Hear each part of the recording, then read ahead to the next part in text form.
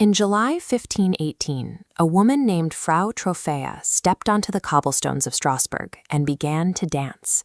There was no music, no festival, yet she danced for hours, twisting and turning until her feet were bloody and bruised.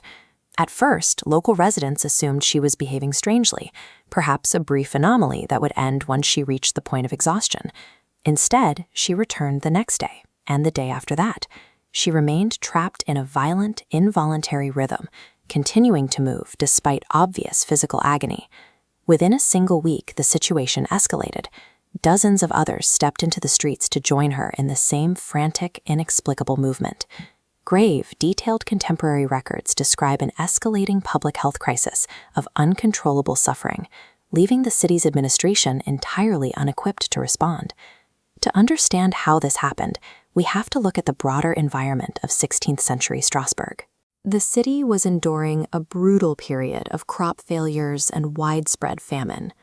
These hardships were regularly followed by waves of disease, placing the population under constant physical strain. Deep religious anxieties and fears of supernatural punishment dominated everyday life. For many residents, the world felt like a place where divine or demonic forces could take control of a person at any moment. This combination of starvation, disease, and psychological terror turned Strasbourg into a societal powder keg, waiting for a single spark to trigger a mass reaction. This chart tracks the outbreak's progression. What began with Frau Troffea quickly expanded from 50 people to roughly 400 over the following weeks. Bewildered city authorities called in physicians to find a cause. Rather than looking for a spiritual explanation, the medical establishment sought a physiological one. The doctors rejected the idea of a curse. They instead diagnosed the victims with hot blood, claiming an internal physiological imbalance was forcing their bodies into constant motion. Their proposed treatment was to encourage the dancing. They believed the victims needed to move continuously until the condition naturally exhausted itself. By trusting the leading medical theories of 1518, the authorities prescribed a cure that only served to fuel the disaster. The city organized a massive logistical intervention.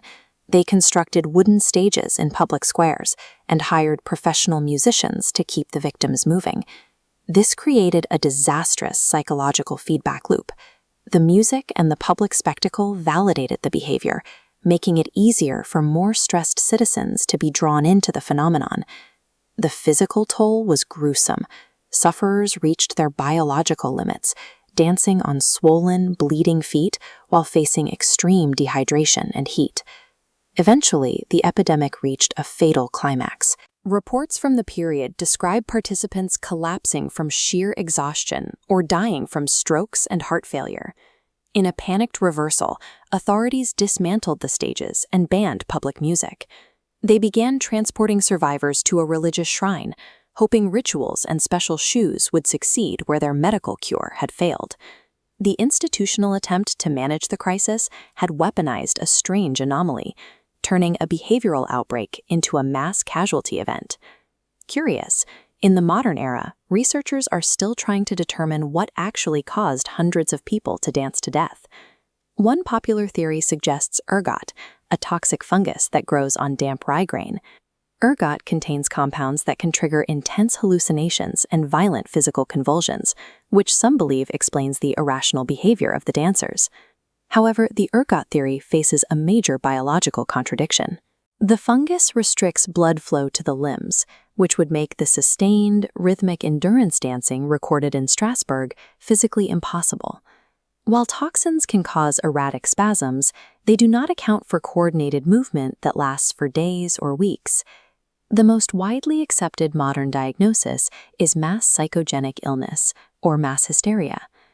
Under extreme trauma and social anxiety, the brain can trigger involuntary physical symptoms that bypass conscious control.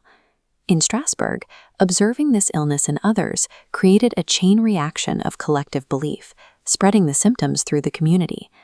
No underlying virus or contaminated water supply caused this event. Instead, the crushing societal fear of the era translated directly into the involuntary physical actions seen in the streets.